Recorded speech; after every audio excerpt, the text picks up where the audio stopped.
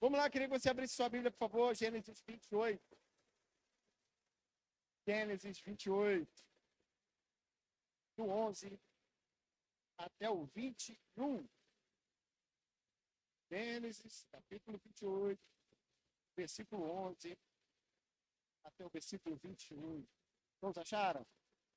Gênesis é o primeiro livro da Bíblia, né? Mais fácil de achar aí. Chegando a um determinado lugar, parou para pernoitar, porque o sol já se havia posto. Tomando uma das pedras dali, usou-a como travesseiro e deitou-se. E teve um sonho no qual viu uma escada apoiada na terra, o seu topo alcançava os céus, e os anjos de Deus subiam e desciam por ela.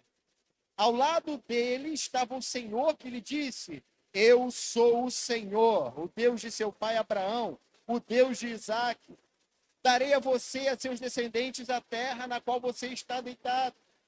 Seus descendentes serão como o pó da terra, se espalharão para o oeste e para o leste, para o norte e para o sul. Todos os povos da terra serão abençoados por meio de você e da sua descendência. Eu estou com você, cuidarei de você aonde quer que você vá. Eu o trarei de volta a esta terra, não o deixarei enquanto não fizer o que eu prometi. Quando Jacó acordou do sono, disse: Sem dúvida, o Senhor está neste lugar. Mas eu não sabia. Teve medo e disse: Temível é este lugar. Não é outro senão a casa de Deus. Essa é a porta dos céus. Na manhã seguinte, Jacó pegou a pedra que tinha usado como travesseiro, colocou de pé como uma coluna e derramou óleo sobre o seu corpo. E deu o nome de Betel àquele lugar, embora a cidade anteriormente se chamasse Luz. Então Jacó fez um voto dizendo: Deus estiver comigo, cuidar de mim nesta viagem que eu estou fazendo, prover-me de comida e roupa e levar-me de volta em segurança à casa de meu pai. Então o Senhor será o meu Deus. Nós vemos aqui esse personagem principal que a gente vai falar hoje, é Jacó. Jacó é um personagem muito emblemático. Nós vemos em Jacó como Deus que a gente serve é um Deus que ama, um Deus que cuida, um Deus que capacita, um Deus que promete, um Deus que cumpre na vida de pessoas imperfeitas. Quando nós vemos a vida de Jacó, nós vemos que Jacó é um camarada cheio de defeitos. Jacó, no seu próprio nome, diz que ele é enganador. Jacó era um farsante. Jacó era alguém que, para obter aquilo que ele queria, ele enganava, ludibriava as pessoas, para que ele pudesse alcançar a bênção do seu pai. Ele criou uma farsa, se passou pelo seu irmão, e a bênção que era para o seu irmão Esaú acabou sendo sobre ele. Quando o seu irmão Esaú descobriu que Jacó tinha preparado toda essa cilada, toda essa farsa, a Bíblia vai dizer então que Esaú, o irmão enganado, foi atrás de Jacó. E Jacó fugiu. No meio do caminho, nessa fuga que Jacó teve, a noite chegou e Jacó então foi dormir. No meio do caminho, Jacó não tinha nada. Jacó fugiu sem absolutamente nada. Ele encontrou uma pedra e fez dessa pedra o seu travesseiro. E ali, diante do céu, ele deitou, repousou e ele teve um sonho. E a Bíblia vai dizer que nesse sonho que Jacó tem, ele vê uma grande escada. E essa escada que tocava na terra e o seu topo tocava no céu. E nessa escada, nessa visão que Jacó teve, havia anjos que subiam e que desciam. Que subiam e que desciam. E de repente, ao lado dele, aparece nada mais, nada menos que o próprio Deus, que vem para ele e faz a seguinte promessa: Eu sou o Senhor, o Deus de seu pai Abraão, o Deus de Isaque. Darei a você e a seus descendentes a terra no qual você está deitado. Seus descendentes serão como o pó da terra, se espalharão para o oeste, para o leste, para o norte e para o sul.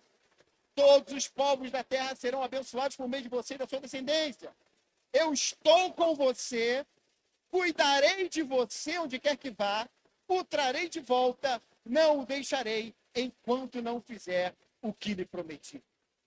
Como pode um Deus tão santo, tão perfeito, um Deus que é único, exaltado, adorado sobre tudo e sobre todos, um Deus que então se revela a um homem cheio de defeitos como Jacó? Jacó um enganador, Jacó um mentiroso. Mas quando eu olho para Jacó, eu vejo que assim como eu sou cheio de defeitos, assim como eu sou imperfeito, assim como eu sou falho nas minhas escolhas e decisões, eu sei que Deus tem promessas para a minha vida. Deus tem planos para a tua vida. Meu irmão, diante desse primeiro domingo de 2024, talvez você seja tomado por uma série de incertezas diante do que está acontecendo por aí. Mas uma coisa eu tenho para te dar, para te dizer, diante do que eu leio nessa palavra, baseado principalmente a partir do versículo 15, há 3 promessas fundamentais que eu queria compartilhar com você aqui, onde Deus ele diz: eu estarei com você todos os dias. Segundo, eu cuidarei de você onde quer que você vá. Terceiro, eu cumprirei todas as promessas que eu te fiz e não descansarei enquanto elas não se cumprirem. Para você. Essa promessa é para mim. Essa promessa é para a nossa vida. Mas, diante das promessas, nós muitas vezes somos tomados de 3 principais sentimentos que são nocivos, inerentes à nossa humanidade, à nossa pequenez. E por mais que tenhamos recebido essa promessa, e olha, essa promessa é para quem crê. Tomar posse, eu recebo, é para mim. Mas, diante dessa palavra profética, muitos de nós somos tomados por 3 principais sentimentos que são obstáculos e que nos impedem de viver a plenitude e o cumprimento das promessas nas nossas vidas. Primeiro deles, a culpa. Jacó sabia quem ele era. Jacó sabia que ele era um mentiroso. Jacó sabia que ele recebeu a bênção por meio de uma farsa. Por isso você vai ver nas entrelinhas que Jacó, apesar de ter recebido a promessa, visto aquela visão extraordinária e ter recebido do próprio Deus uma promessa maravilhosa, ele teve medo. Ele se angustiou. Por quê? Ele sabia a culpa que ele carregava. Talvez dissesse: eu não sou digno. Eu não sou digno da bênção. Eu não sou digno da promessa. Eu não sou digno de receber.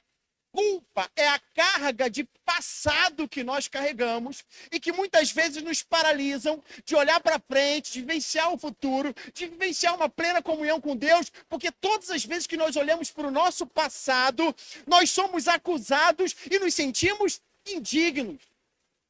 Não é para mim. Eu não mereço. Eu sou pecador. Eu sou miserável. Você sabe o que você fez e por isso, diante de Deus, você se sente indigno e pensa que essa promessa pode ser para todo mundo, mas ela não vai acontecer para você. Então, o primeiro sentimento que pode nos atrapalhar a alcançar e a receber e usufruir a bênção completa de Deus é a culpa. São as amarras que nos prendem ao passado. Mas também há um outro sentimento terrível que tem a ver com o presente, que é o medo. Muitas vezes, diante das circunstâncias do momento, nós olhamos a nossa incapacidade e nos sentimos vulneráveis, pequenos, incapazes, diante dos desafios presentes que se levantam contra nós. Quando nós estamos agora, sei lá que dia é hoje, 7 de janeiro de 2024, cara, quanta luta, o ano está só começando.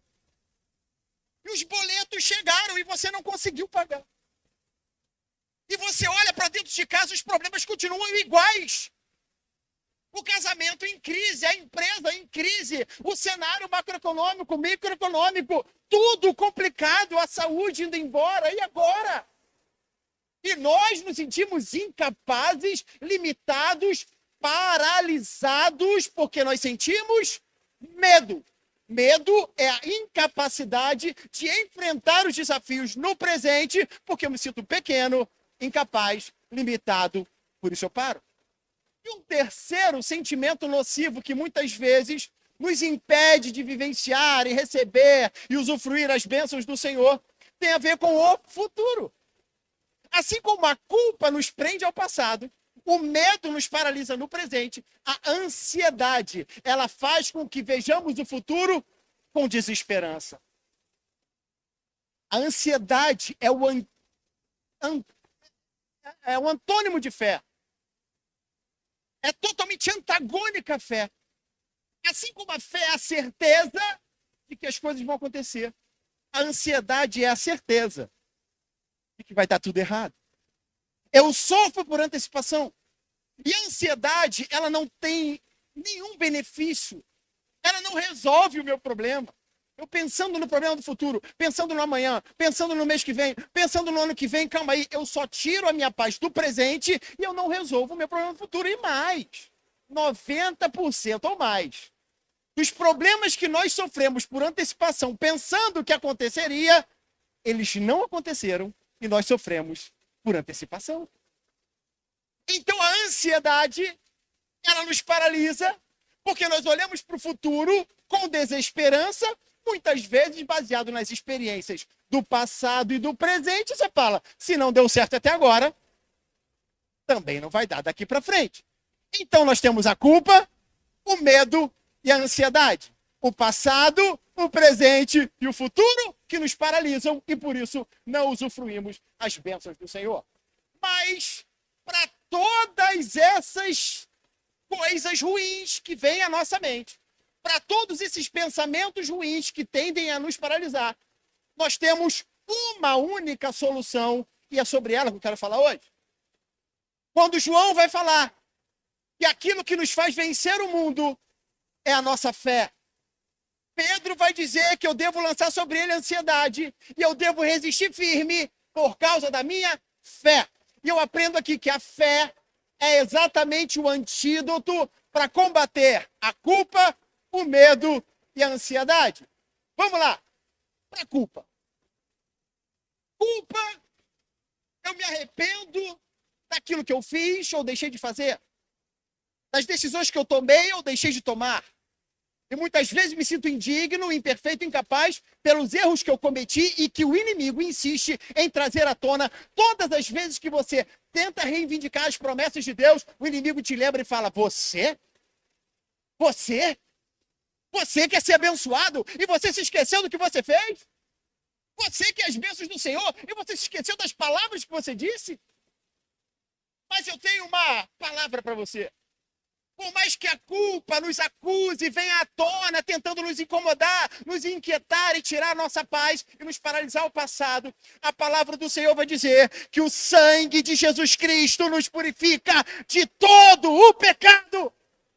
Por isso, não importa o que você fez, não importa as escolhas que você tomou, não importa os erros que você cometeu, e eu acredito que tenham sido muitos.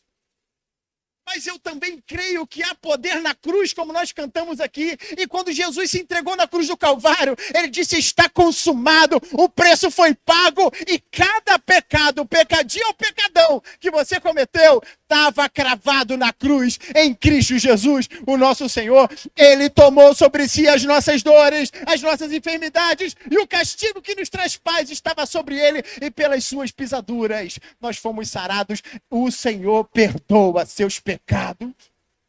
Por isso eu digo, essa promessa é para você, sim. Jacó era um enganador, mas ele teve um encontro com Deus, e as promessas se cumpriram na vida dele. O que você é? O que você fez? Não me interessa, e muito menos para Deus, porque ele diz, ele mesmo apaga as suas transgressões, por amor dele, diz em Miqueias que ele lança todos os seus pecados no mar do esquecimento. Para de se culpar, porque ele já te perdoou, e as promessas de cuidado, de companhia, e todas se cumpriram na tua vida, porque apesar de pecador, o Senhor perdoa seus pecados. É para isso. Eu creio que meus pecados foram perdoados. Eu creio que Jesus morreu pelos meus pecados. Eu creio que sim, como pecador, em Cristo eu sou mais do que vencedor. E eu sou perdoado, fui perdoado, eu sou um filho para a glória de Deus. E para vencer o medo? Para vencer o medo, eu trago aqui um exemplo que eu acho muito interessante. Mateus 14, do 22 ao 23 é a segunda tempestade que os discípulos encontram no Mar da Galileia. Vamos lembrar um pouquinho dessa história? Jesus despede então dos discípulos, manda que eles atravessem o Mar da Galileia para o outro lado, e Jesus não vai com eles dessa vez. A Bíblia vai dizer que alta madrugada a tempestade começa, terrível. E os discípulos ali remando contra o vento, tentando contra o vento, e eles não conseguem avançar. E eles são dominados pelo medo. Medo da tempestade, medo do vento, medo de cair no mar, medo de morrer afogado, medo. A Bíblia vai dizer então que nesse cenário terrível, tenebroso, eles olham adiante e veem alguém andando sobre as águas de madrugada, e eles falam, é um fantasma? Se coloca no lugar deles, e você está numa tempestade, de madrugada, vento, tu vê um cara andando sobre as águas, o que tu ia fazer? Eu ia ficar desesperado. Se eu pular, eu vou morrer afogado, mas o fantasma eu vou, fico. O fantasma não é. E, cara, isso é o seu respeito. Homem que é machão, por mais machão que seja, rapaz. Momento da luta, rapaz, aí se entrega.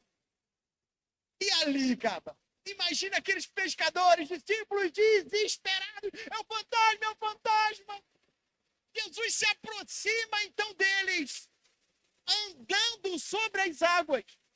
Quando chega mais perto, ele fala, não tenham medo. Sou eu que estou andando sobre as águas. Pedro, então, quando vê que é Jesus, fala assim, mestre, se és tu, permite que eu vá ao teu encontro também andando sobre as águas. E a Bíblia vai dizer que enquanto Pedro olhava para Jesus, ele desafiava as leis da natureza e ele andava sobre as águas ao encontro de Jesus. De repente ele perdeu o foco, começou a olhar para o vento, para a tempestade e ele se afundou. E quando ele afunda, Jesus estende a mão e o repreende dizendo, homem de pequena fé. Por isso eu digo que a fé é o antídoto contra o medo. Agora eu te pergunto, qual era o medo deles? Eles tinham medo de quê naquele momento? Medo de morrer afogado.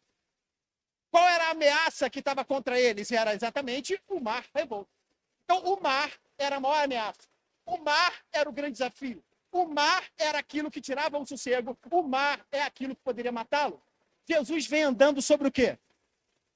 Jesus vem andando sobre o mar dizendo o seguinte, aquilo que te angustia, aquilo que tira a tua paz, aquilo que tira o teu sossego, aquilo que quer te matar, está debaixo do meu pé, a autoridade é minha, o controle é meu, está tudo debaixo dos meus pés. Tenha fé, e com fé você vai andar sobre as águas, não tenha medo, sou eu, o Senhor, que estou contigo, aleluia, glória, glória, glória a Deus.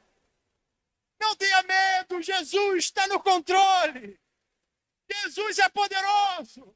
Ele é fiel para cumprir tudo o que prometeu, ainda que o mar, ou seja, o que for que está te desafiando, tudo está debaixo da autoridade e do poder e do controle do Senhor. Terceiro sentimento. Vimos que com fé, eu rasgo a amarra da culpa do passado, eu enfrento com coragem o presente. E com relação ao futuro? Pedro disse, lança sobre ele a ansiedade, porque ele está cuidando de você. O salmista vai dizer, entrega o seu caminho ao Senhor, confia nele e ele vai fazer. Sabe o que é ansiedade? É certeza da vitória em Cristo Jesus. O Senhor prometeu que o teu 2024 vai ser um ano diferente. Então eu creio, por mais que o cenário me diga que não, por mais que as circunstâncias apontem o contrário, eu pela fé, eu vejo que o Senhor é comigo, é fiel, me dará vitória. Grandes coisas vão acontecer na minha vida e mais. 2024 será o melhor ano da sua vida, porque Deus está contigo e Ele é fiel e vai cumprir. Aleluia! Deus é bom. Amarras que nos prendem, nos impedem de vivenciar as promessas de Deus na nossa vida. A culpa, o medo e a ansiedade. Tudo isso nós vencemos pela fé de que Ele morreu pelos meus pecados. Rasguei a amarra do passado. Pela fé que ele está comigo, eu Deus do impossível que pode todas as coisas, então rasgo essa amarra e eu então parto para cima do meu inimigo. E com esperança e certeza de futuro, descansando que o Senhor é poderoso para cuidar de mim. Voltemos para Jacó. Jacó, então, diante dessa promessa, ele seguiu viagem de direção à casa daquele que seria o seu sogro. Casou, teve filhos, propriedades, prosperou, enriqueceu absurdamente. Ele tinha ansiedade, ele estava ansioso pelo encontro com Esaú. Encontrar meu irmão, será que ele vai me matar? Será que ele vai me pegar? Será que ele vai fazer comigo? E ele viu que Deus com ele, tudo aquilo que ele se preocupava, não aconteceu, porque Deus é fiel para cumprir tudo aquilo que havia prometido. Até acalmar o coração daquele que seria o seu maior algoz, o seu maior inimigo. Ele então aplacou a ira e tudo ficou em paz. Só que Jacó, de alguma forma, se acostumou com os ambientes onde ele estava. Jacó, então, ficou um tempo demais ali em Harã. Ele não deveria ter ficado aquele tempo todo, mas ficou. Depois, Jacó vem para Siquém. E aí ele se estabelece em Siquém e fica muito tempo ali. Até que Deus, então, traz uma ordem para Jacó. Jacó, lembra da promessa que eu te fiz? Ela ainda não se cumpriu. Lembra da promessa que eu te fiz? Para que ela se cumpra definitivamente na tua vida, é necessário que você tome duas principais decisões. Nós vamos ver isso exatamente em Gênesis capítulo 35, versículo 1, ele fala assim: Jacó, levante-se e volta para Betel. Betel é aquele lugar onde Jacó teve um sonho. Betel é o lugar onde tudo começou. Betel é o lugar onde ele botou aquela pedra como travesseiro, ele viu a escada que subia e descia, e é ali que Deus fez uma promessa para ele, e Deus fala: volta ao início, volta ao princípio, volte ao lugar do encontro. E muitas vezes nós nos acostumamos com a caminhada, nós nos acostumamos com o dia a dia, em resolver os problemas do dia a dia, e nos esquecemos de onde nós viemos. Nos esquecemos do lugar do encontro, nos esquecemos de Betel, que é o lugar onde Deus manifesta a sua glória e o seu poder. Por isso aqui eu quero dividir a nossa igreja em dois grupos. Primeiro grupo que de alguma forma está afastado, fora da casa do Pai. Você saiu da presença de Deus. Você se distanciou porque foi envolvido com uma série de circunstâncias ao longo do caminho. E foi se envolvendo, e foi se deixando levar, e quando menos percebeu, você está totalmente longe de Betel. Mas o Senhor fala para você: eu tenho promessa, lembra as promessas que eu te fiz, lembra as promessas que eu te fiz, e são muitas. Eu vou estar contigo, eu vou cuidar de você, eu vou cumprir todas elas, mas é necessário que você volte para casa. É necessário que você volte ao lugar do encontro. É necessário que você volte ao primeiro amor. É necessário que você volte ao início de todas as coisas. Lembra quando você entregou sua vida para Jesus chorando? Lembra quando uma vez você ouviu Deus falar contigo claramente? E você se afastou da presença do Senhor? Você saiu daquele lugar que era teu? E o Senhor, por amor, te chama nessa noite. Lembra das promessas que eu te fiz?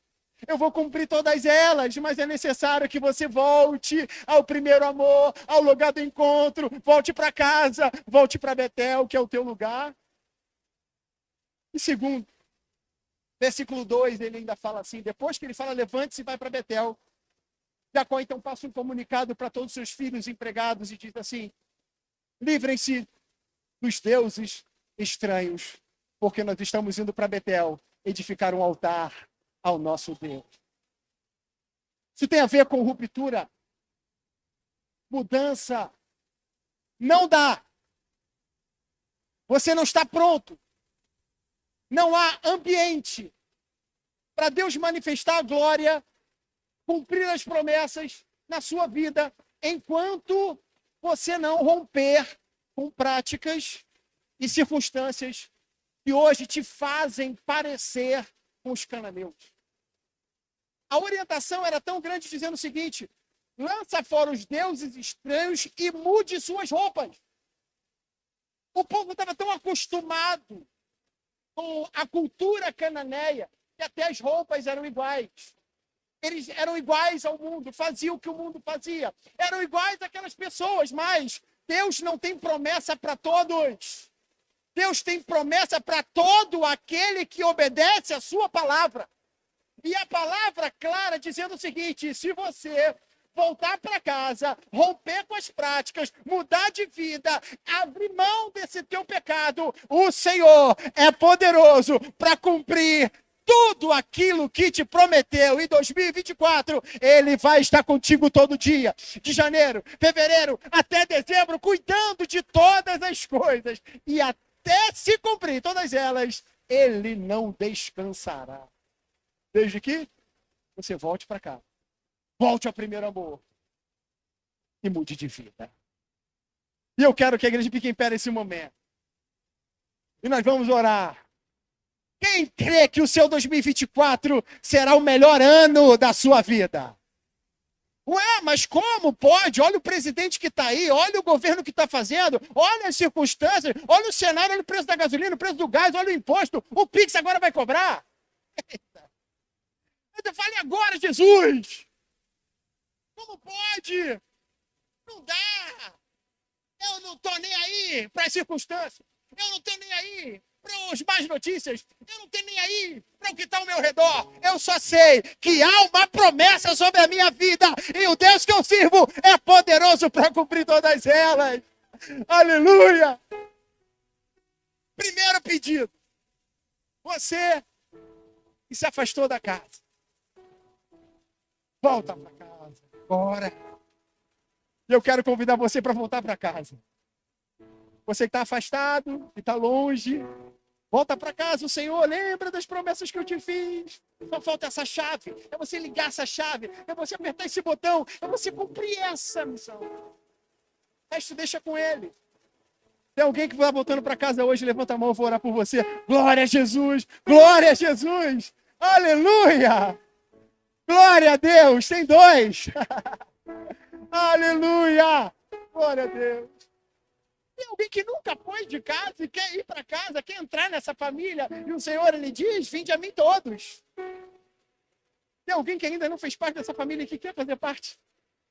Quero orar por você, eu não quero te constranger, não vou fazer teatrinho contigo, eu quero que você levante a mão só para olhar por você, para orar por você a partir de agora. Tem alguém que quer fazer parte da família? Ou alguém mais que quer voltar? Tem mais gente que quer voltar e desfrutar as promessas, continuam de pé. Amém. Agora eu quero falar para você que está em casa, nunca saiu de casa. Ô, benção, vem para cá. Vem junto também. Pode vir, meu filho. Que maravilha. Deus te abençoe, minha filha. Muito. Deus é contigo. As promessas se renovam nessa noite sobre a sua vida. Deus vai cuidar de tudo. Deus vai te abençoar em tudo.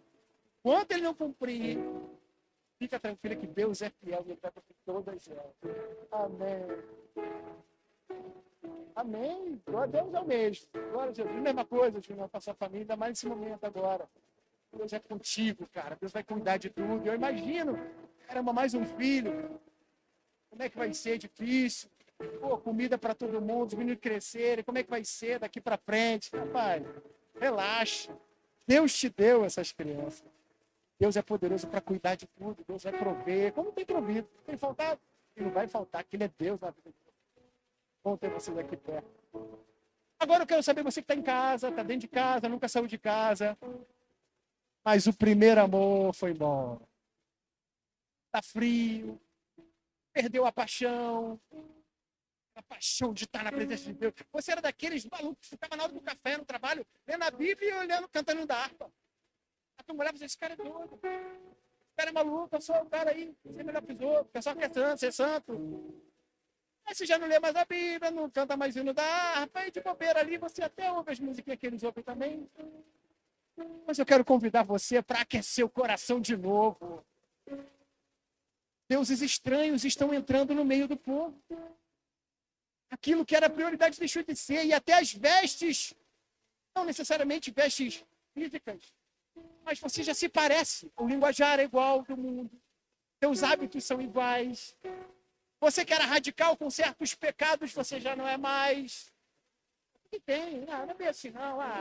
Só de vez em quando. São deuses estranhos entrando, minando a tua fé e roubando a tua promessa.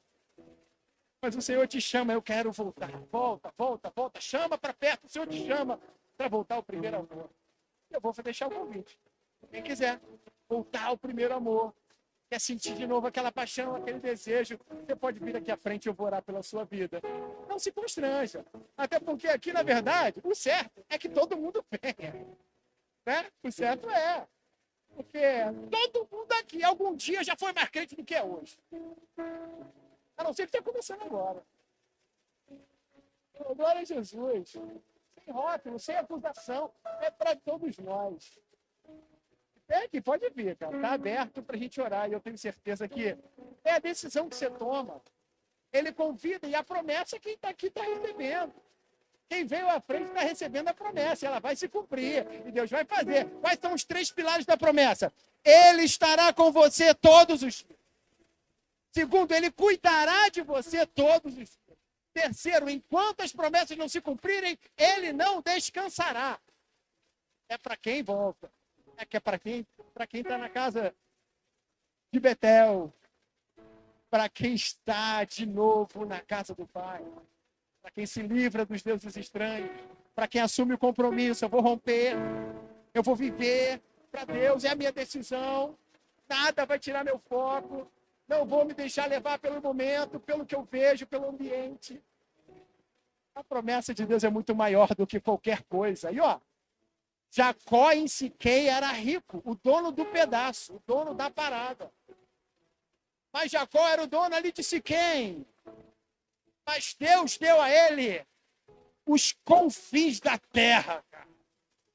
Através dele todas as nações seriam benditas. E quando então tudo aconteceu, você vai ver que quando Jacó voltou para Betel, e quando Jacó se livrou dos deuses estranhos, a promessa se cumpre, Deus aparece de novo e fala, olha só. Primeiro, dizendo versículo 5, Gênesis 35, 5, que o terror tomou conta das cidades vizinhas e ninguém ousou perseguir Jacó, dizendo o seguinte, o Senhor protege, o Senhor faz o que for, abala céus e terra, vai proteger o seu povo, vai te proteger. E aí o Senhor aparece renovando a promessa. E a promessa que era baseada praticamente em 3 pilares, o Senhor então diz, olha, a partir de vocês, haverá reis na sua descendência. Todas as nações da terra serão benditas através de vocês. Olha que coisa grande o Senhor tem para nós. Isso não vale a pena ficar pelo caminho. Não vale a pena seguir esses deuses estranhos, ou a moda, o momento, as circunstâncias. Importa é a bênção, a presença, o que Deus tem para nós. E é aqui, em Betel, na sua presença, que o Senhor renova as suas promessas. Glória a Jesus.